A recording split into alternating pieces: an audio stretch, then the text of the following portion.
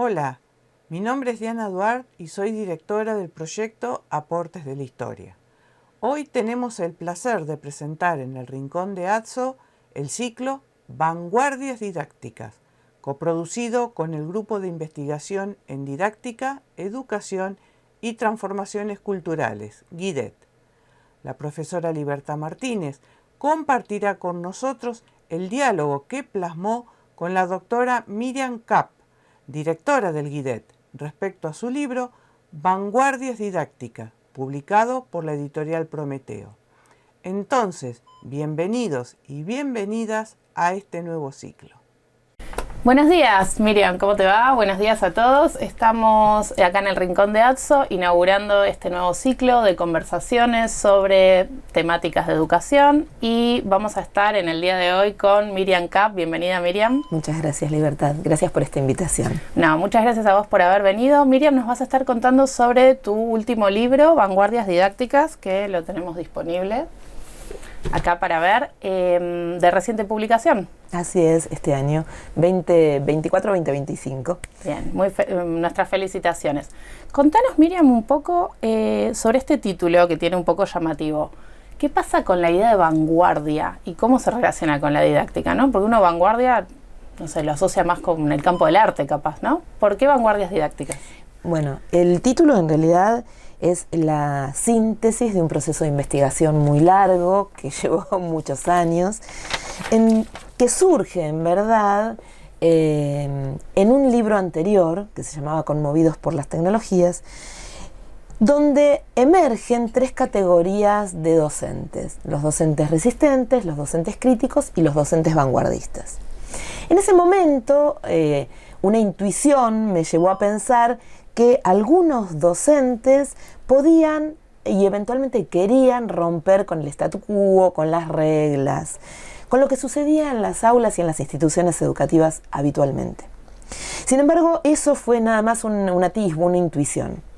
Cuando empecé a investigar, este libro es producto de la tesis de doctoral, cuando empecé a investigar a partir de las preguntas que me formulé de la tesis doctoral, en el estado del arte aparecía la idea de vanguardia como ruptura, desde lo histórico en la época medieval, la avanzadilla, después las rupturas que más nos interesaban a nosotros o que me interesaban a mí, las rupturas artísticas, teóricas, literarias, gráficas. Pero hablábamos también de vanguardias pedagógicas, pero en ningún caso en el estado del arte había algo que estuviera vinculado a la reflexión sobre una práctica de enseñanza, y ese es un concepto central para pensar la didáctica, que rompiera con estas tradiciones. Entonces, en el marco de una configuración epistemológica muy compleja y de recorridos históricos y epocales muy complejos, y de recorrer también el estado del arte, me doy cuenta que no existía en los marcos teóricos la idea de una vanguardia didáctica. Sí, vanguardias pedagógicas, y nosotros podemos reconocer la escuela nueva, autores muy relevantes como Montessori, Pestalozzi, Dewey, que configuraban una noción acerca de qué significaba habitar la educación. Sin embargo, no había hasta este momento ninguna reflexión acerca de qué significa romper con una práctica de enseñanza reflexivamente. Bien, excelente. Ahora, pero vos haces una distinción ahí en tu texto que tiene que ver con, retomando un poco las categorías conceptuales que habías elaborado antes, ¿no? En Conmovidos por la Tecnología. Sí. Para pensar esas prácticas de enseñanza en nivel superior, además, porque tu investigación trabaja sobre lo que están haciendo los y las profes en la universidad, distinguís no solo estos procesos de vanguardia, sino también de aquellos que tienen que ver con la innovación, ¿no? Sí. Es decir, hay algo que tiene que ver con el cambio, hay algo que tiene que ver con algo nuevo, hay algo que tiene que ver con el intento de mejora, la necesidad de pensar formas nuevas de enseñanza, pero también hay una distinción entre innovar y estar a la vanguardia. ¿Querés contarnos un poco sobre eso? Sí, es una confusión bastante habitual. Quienes innovan tienen la presunción que están a la vanguardia. Y sin embargo la innovación no necesariamente rompe con el statu quo, no rompe con las relaciones de poder y no rompe con aquello que era una tradición en cada una de las disciplinas donde esta innovación suceda. Nosotros podemos innovar y cambiar sutilmente algunas prácticas de enseñanza. Incluso te diría, Liber, las podemos cambiar radicalmente, pero sin estar fundando o pensando o construyendo una vanguardia que rompe con el statu quo, que rompe con esas relaciones de poder. ¿Qué quiero decir también con esto? La idea de innovación puede estar asociada a una persona que innova, un profesor es innovador. Ajá. Sin embargo, la idea de vanguardia, si bien es cierto que a lo largo de los años de la historia, en algunos casos estuvo asociada a nombres y apellidos concretos, no podría haber sucedido sin un colectivo que las pudieran sostener. Es decir, si nosotros pensamos en algunas vanguardias específicas, artísticas, ¿no? El Ditela, no hay una Marta Minujín sola. Bien. Hay, en el vacío. Exactamente. Hay una época que la contiene, hay una institución que la contuvo y hay un montón de personas alrededor que como colectivo entienden, sostienen y estimulan que esa persona, que en realidad no es una persona, sino que es un colectivo, Un emergente de ese proceso más efectivamente, general, pueda romper radicalmente con las prácticas anteriores. Entonces, la vanguardia rompe las jerarquías, rompe las relaciones de poder, visibiliza problemas radicales en la edad, visibiliza, en mi caso, problemas radicales en la enseñanza. En cambio, la innovación, que siempre porta un cambio y siempre porta cierta transformación, no necesariamente rompe con las tradiciones institucionales y muchísimo menos rompe con las tradiciones en la disciplina. Podemos innovar y hacer un cambio sutil en algunas prácticas sin cuestionar jamás cuál es la pregunta profunda que nos tendríamos que hacer en virtud de cómo fue configurada antes esta disciplina o esta institución. impecable. Ahora, estos profes con los que vos estuviste trabajando, con los que hiciste tu trabajo de campo, ¿no? Para la investigación, vos contabas que este es un proceso que te tomó su tiempo, ¿no? Muchos años, sí. Varios años. Sí. Y vos estás pensando, como uno de los aspectos o una de las dimensiones sobre las que trabajás cuando investigás sobre estas vanguardias, en el vínculo con lo tecnológico y con las tecnologías. Pero no es necesariamente el único, pero está ahí presente, ¿no? ¿Qué pasa con esos tiempos largos que vos tuviste en tu investigación con el 2020, con el 2021? Sí. ¿Qué pasa con la prepandemia, con la pandemia y la pospandemia? Si esta es una investigación que entiendo que empezó antes sí. y que se cerró después, tiene que haber... ¿Qué pasó ahí? Bueno, varias cosas que me llevan tu pregunta. Por un lado, que en mis tradiciones investigativas desde hace muchos años articulo la idea de didáctica y tecnología, que son disciplinas hermanas. Hoy no podemos desensamblarlas. Así como pensamos que la tecnología está ensamblada con nuestra subjetividad, es muy difícil separar esta dimensión tecnológica. Pero en abstracto, y ahí voy a contestarte, en abstracto nosotros podríamos pensar que hay una dimensión analógica y una dimensión digital, ¿no es cierto? Ajá. Las vanguardias pueden suceder en el espacio de lo analógico también. Y de hecho sucedieron en el espacio del analógico durante muchísimos años. No necesariamente para que haya vanguardia o haya innovación, tenemos que tener un recurso tecnológico. El último gadget. Exactamente. No hace falta, no es necesario. Por el contrario, a veces es más una moda instrumental que un proceso reflexivo, crítico, que intenta romper incluso, como digo en otros espacios, profanando esas plataformas de los usos comerciales. Pero volviendo a tu pregunta... Bien. Esta tesis empieza tratando de descubrir qué hay, y en el libro aparece, qué hay de peculiar en esos docentes o en esas prácticas de enseñanza que rompen con las tradiciones y que pueden perdurar a lo largo del tiempo. Me entrevisté con muchísimos docentes de muchos lugares del mundo que desde mi marco teórico eran docentes que podríamos configurar como docentes vanguardistas, que tienen ciertas características que después, si querés, te cuento, pero estos docentes con los que entrevisté y en algunos casos accedí a ver sus clases, observé, trabajé con sus estudiantes, vi sus planificaciones, genuinamente entraban en esos criterios de profesores que rompían con las instituciones, que cuestionaban sus instituciones. De hecho, voy a hacer un paréntesis, los docentes a los que entrevisté no están mencionados con nombre y apellido, No. porque muchos de ellos criticaban a las instituciones actuales en las que se desenvuelven. Bien. Por lo tanto, para mí era un campo apasionante de reconocimiento sobre cómo estaban rompiendo con las prácticas de enseñanza de esa institución. Pero, ¿qué pasó? Estaba la tesis prácticamente terminada y yo Todo estaba esto convencida. era 2019. Sí. Veníamos sobre patines. Sí. Veníamos 2017, 2018, 2019 escribiendo, relevando, volviendo a escribir. Y todo esto, decías, está cerrando, las categorías cierran. Pero vino la Y pandemia. de fondo CNN. En el CNN, televisor. Wuhan, Bien. ¿no? Nos quedamos en casa y nos quedamos en casa definitivamente, y los docentes, y esto lo sabés, tuvieron que salir a inventar cosas. Y tuvieron que salir a encontrar recursos que antes ni siquiera imaginaban que estaban a su disposición, pero que en mi tesis eran parte de las prácticas de los docentes vanguardistas. Entonces, fue un momento de crisis profunda en el momento de escritura, porque pensé, si ahora los docentes que no eran vanguardistas para mí hacen aquello, o creo que hacen intuitivamente, aquello que hacían antes los docentes vanguardistas, yo no puedo cerrar mi tesis doctoral diciendo estos son los vanguardistas, cuando ahora la mayoría de los docentes tuvieron que hacer uso de manera transformadora de recursos que antes usaban solo los docentes vanguardistas, que en este caso sí eran las tecnologías y las mediaciones tecnológicas. Forzados por una situación exterior.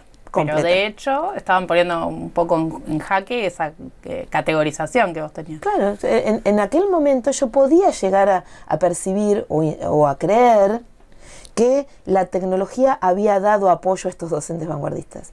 Y sin embargo, lo que descubro durante la pandemia es que la tecnología, y esto está escrito en el libro, no voy a spoilear tanto, pero Estaba está habilitando ahí, una serie de juegos que capaz que no estaban tan... No, y que la tecnología, en todo caso, en muchos casos, replicaba las prácticas tradicionales.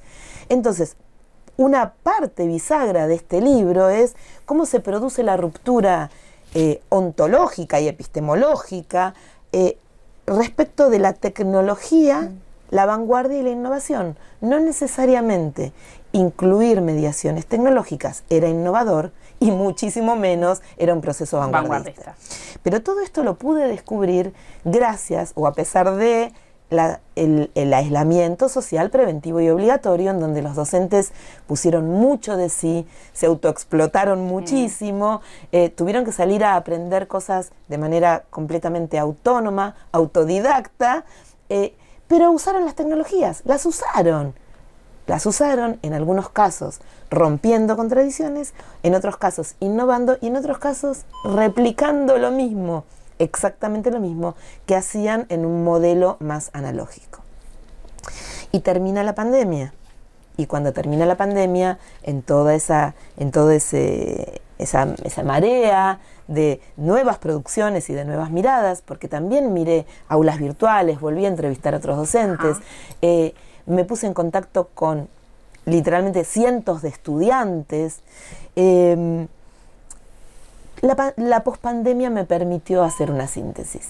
Cuando termina la pandemia fue el momento en el que puedo generar articulaciones de categorías que van emergiendo en ambos entornos. Me voy dando cuenta cómo se va circunscribiendo la idea de vanguardias didácticas, cómo va tomando forma, a pesar de que fue un prisma interpretativo para mí desde el inicio, cómo fue tomando forma y cómo puedo visualizar, cómo pueden emerger ciertas subjetividades de estos docentes vanguardistas. Y es en ese tránsito hacia la pospandemia que aparece la categoría de didáctica indisciplinada. Claro, la didáctica indisciplinada aparece al final de la tesis. No era algo que tenía en mente desde el principio. Al principio emergió rápidamente vanguardias didácticas cuando en el estado del arte no aparecía. Bien. Eso aparece rápido. pero en el transcurso de la escritura de la tesis aparecen varias categorías: didáctica transmedia, el colectivo como condición de posibilidad, los tiempos híbridos, la planificación como diseño. Vamos ahí. Pero entonces esta categoría, didáctica indisciplinada en particular, sí, te permite a vos hacer como una cristalización de todas esas dimensiones que vos venías un poco identificando. Exactamente. Bien. Y la didáctica indisciplinada tiene una fuerte raíz teórica que viene de una sociología crítica, de una epistemología crítica, de una filosofía que me permite pensar una dimensión de lo indisciplinado en dos aspectos que confluyen.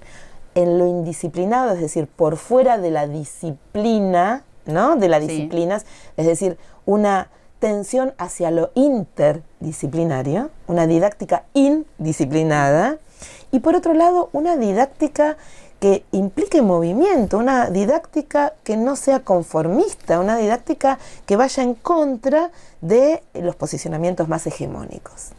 Bien. A mí me gustaría mucho saber si vos pudiste presentarle esa categoría en algún momento a los profes con los que estabas trabajando. Sí, si lo has charlado eso con ellos. Porque hay una parte en la que vos, muy interesante, uno de los últimos capítulos en el texto, en el que vos tratás de pensar cuáles son las concepciones de enseñanza que tienen esos mismos docentes, ¿no? Y entonces empezás a rastrear, bueno, enseñar es poner señas, enseñar es sus definiciones. Sí. Encontrás, porque las ciencias sociales son maravillosas, puntos de contacto, recurrencias, sí, incluso entre gente que calculo que no se conocía. Absolutamente, entre sí. Entonces, eso me parece gente que es fantástico. Que estaba en continentes distintos, que no se había leído. Bien, entonces ir a encontrar ahí esos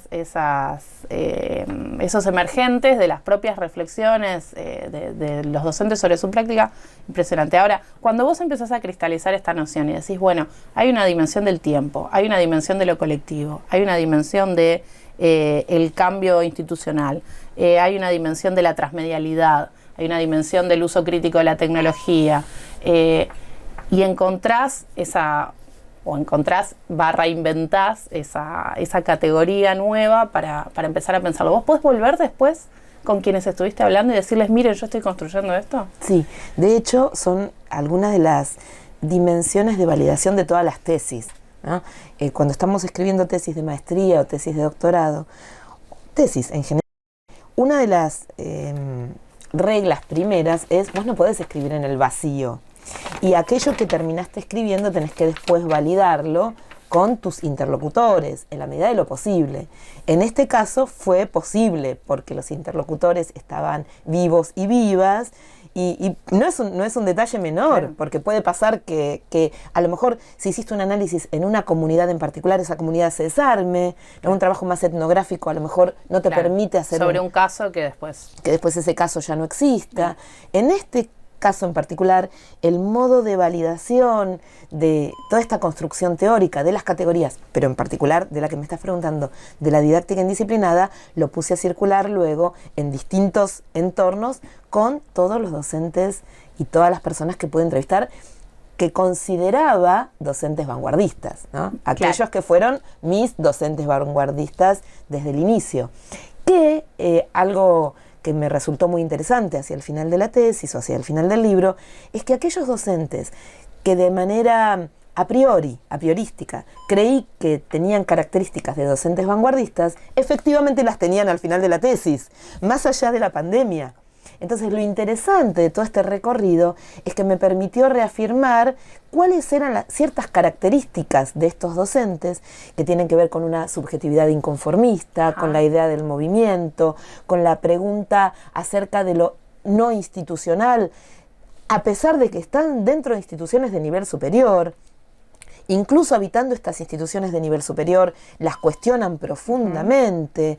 Un posicionamiento de maestras y maestros que están del lado opuesto respecto de lo que son las prácticas convencionales, y esas características perduraron a lo largo de toda de la prepandemia, de la pandemia y de la pospandemia. Entonces, realmente eso me produjo una enorme felicidad en algún sentido. Podría haber no sucedido, podría haber pasado que aquellos profesores o profesoras que intuía y que creía por esta tesis anterior, que eran vanguardistas no lo fueran al final.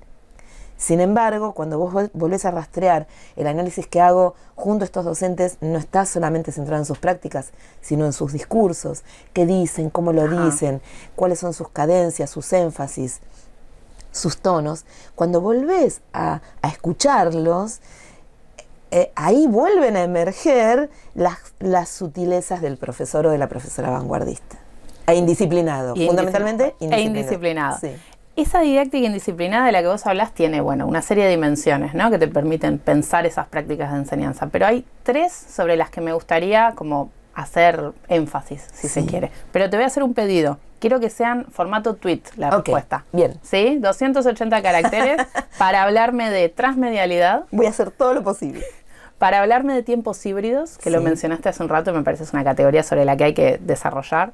Y para hablarme sobre la planificación como diseño. Okay. Arrancá por la que vos quieras. Empiezo así, en ese orden, Dale. me parece. Transmedialidad. Una didáctica transmedia implica pensar una clase o un grupo de clases atravesada por plataformas, dispositivos y otros entornos tecnológicos que habilitan habitar esos espacios y volver al aula, ¿no?, con lo que sucedió en aquellos espacios. La didáctica transmedia lo que hace es impugnar, hackear y profanar estos dispositivos y estas plataformas de los usos convencionales o los usos comerciales y restituirlo a un uso didáctico y pedagógico. Lo rico ahí de esta concepción es que lo que sucede en la transmedialidad o en esos entornos no debe quedar ahí. Lo que sucede en esos entornos tiene que reverberar en el aula, sea virtual o física, pero tiene que reverberar en el rediseño de esa. Exactamente. Se va y se viene. No es una proyección, no es tengo esto y lo cuelgo en YouTube. En absoluto. Por otro lado, lo que permite la didáctica transmedia es habitar estas redes y ponerse en contacto con colectivos otros que jamás hubiésemos estado en contacto. Estudiantes de otros países, docentes o teóricos a los que creíamos que no teníamos acceso, pero que sin embargo podemos formular una pregunta. Y todo esto necesariamente no solo enriquece mi práctica de enseñanza, enriquece los aprendizajes y nos sitúa en un campo en un campo donde el saber ya no es el saber de la academia, sino que la construcción de conocimiento se da más horizontal, co-creada, entre otros, y de alguna manera se impugna el conocimiento tradicional y cristalizado de la academia. La didáctica transmedia lo que tiene como característica es esto, una impugnación del conocimiento tradicional, de los saberes puestos en el docente y en la academia, que permean entonces con otros espacios. Bien, impecable. Hilo de tweets. Pero impecable. Fue un hilo, exactamente. No fue un tweet. Pero hubo una conversación. Sí. Así que está bien, genuino. ¿Qué pasa con los tiempos híbridos en esa transmutación que va de pensar prácticas distintas a impugnar modos de conocimiento? Primero, podríamos remitirnos, voy a tratar de ser tweet, pero no lo logro, a esta distinción filosófica entre Kairos y Cronos, ¿no? Que ahí me parece que hay algo central para poder pensar un tiempo híbrido. Un tiempo reloj no es híbrido, es un tiempo presente, es un tiempo controlado, es un tiempo disciplinado, ¿no? En cambio, el tiempo híbrido es un tiempo que está más centrado en la posibilidad de encontrarse con cosas, ¿no? Encontrarse con objetos, encontrarse con materialidades, encontrarse con sentimientos, con ideas. El tiempo híbrido implica una mayor consideración por los tiempos alterados que tenemos para enseñar y para aprender. Un tiempo híbrido implica también que todo mi proyecto de enseñanza no puede estar empezando y terminando en un ciclo que podemos medir con una aguja o con un calendario. Estos tiempos híbridos para apropiarnos del conocimiento son tiempos que van y vienen también, como hablábamos de la didáctica transmedia, en donde implican fundamentalmente para el docente el desafío de respetar y entender y comprender que los momentos del aprendizaje y de la apropiación del conocimiento son distintos, muy distintos a los de una planificación didáctica.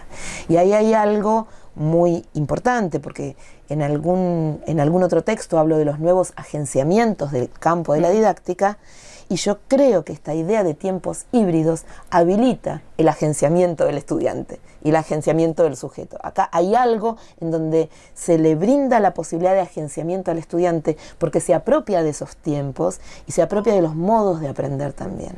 Bien, ahora, supongamos que yo soy un profe, soy una profe que empiezo a avanzar en la lectura de este texto, la empiezo a flashear un poco con estas nociones, digo, no, pero mira, esto refleja cosas que yo vengo pensando, tengo estas inquietudes, tuve tal vez esta iniciativa, me extendí por acá, por allá, colaboré con mis compañeros, me fui a las redes, estoy empezando a hacer cosas y esto me suena, ¿no? Me reverbera un poquito. Pero uno tiene la formación de base, tiene como que el tironeo de la formación docente. Y dice, bueno, esto es todo maravilloso, pero ¿cómo hago yo para planificar todo esto cuando mi institución donde yo trabajo me está pidiendo que yo presente un plan, que tiene un cronograma, que dice, bueno, esto va a ir por acá, la bibliografía hasta tal fecha va a ser tal y tal? ¿Cómo compatibilizo esa noción tan fuerte de la didáctica que es planificar, que además a veces los profes un poco lo sufren, es como la carga de la planificación, con poder abrir todo este juego maravilloso del que vos me estás hablando? Pues siento que hay ahí como una... Bueno, a veces es incompatible, pero la incompatibilidad surge desde una subjetividad que no se permite experimentar. Entonces, para que esto suceda, lo primero que tenemos que saber es que esta propuesta, situada en la idea de vanguardias didácticas, está anclada en una subjetividad que toma riesgos, que experimenta, que permite equivocarse, que habilita la palabra del otro, que en algún sentido es indisciplinada respecto de esa expectativa institucional. Pero ahora voy a ir hacia ahí, porque estamos todos viviendo en instituciones, hay cuatrimestres, tenemos que tomar parciales, tenemos que después dar notas. Entonces podemos negociar entre ambas cosas, ¿no? Ahora voy a explicar. En principio voy a hablar, me voy a referir a la idea de planificación como diseño, y después voy a tensionar con la planificación tradicional. Bien.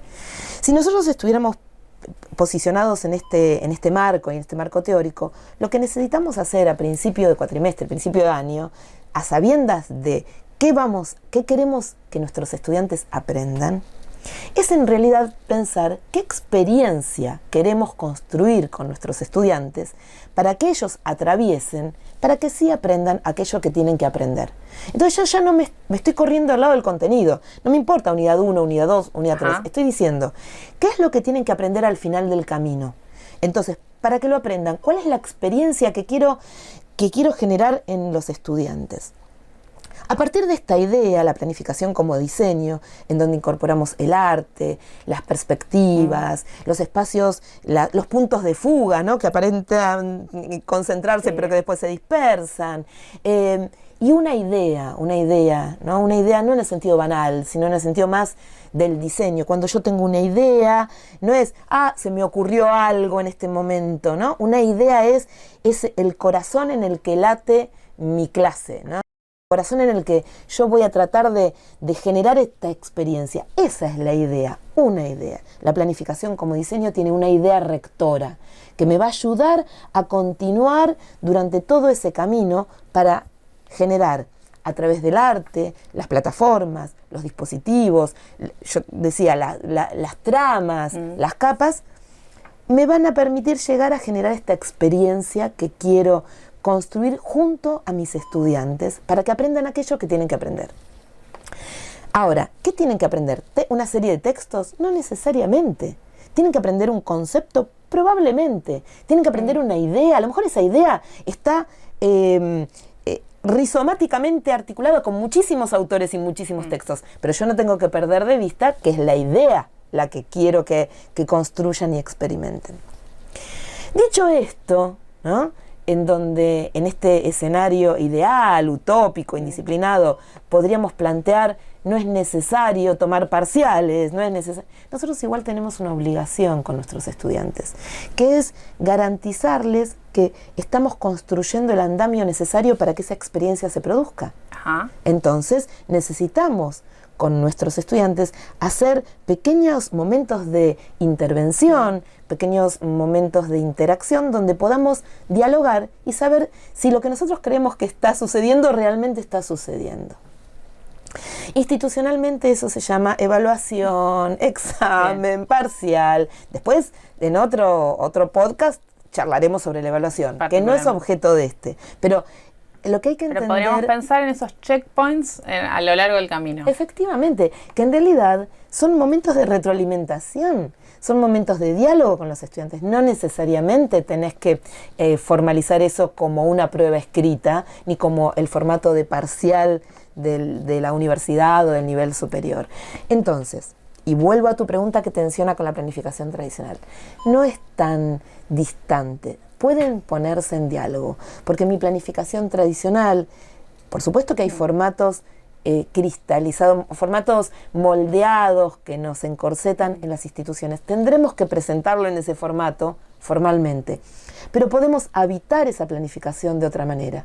Y en tanto nosotros habitamos esa planificación de otra manera, no perdemos el eje de la idea y establecemos a lo largo del camino momentos de retroalimentación con nuestros estudiantes que podemos ponerle el nombre que querramos, ¿sí? ¿A dónde están yendo los docentes indisciplinados? ¿Hacia dónde van tus investigaciones sobre la didáctica ahora? ¿Qué se viene después de Vanguardias Didácticas? Y se viene el problema de la inteligencia artificial generativa. Es un problema serio, es un problema desafiante intelectualmente, es un problema que se puede abordar desde muchas aristas y creo que es la pregunta que hoy los docentes están haciendo, y no solo los docentes vanguardistas, porque hoy ponen a circular las cuestiones que están vinculadas con la inteligencia artificial generativa, sino todos los docentes y en todos los niveles en los que estoy interactuando en este momento, se preguntan esto: ¿qué hacemos con la inteligencia? Y eso creo que es el rumbo hacia donde tenemos que empezar a profundizar. ¿Vas a volver para contarnos sobre eso? Voy a volver cuando me inviten nuevamente. Gracias por esta invitación. No, gracias por estar. Ha sido fantástico el diálogo. Muchas gracias. Un placer enorme, enorme. Muchísimas gracias, Libertad.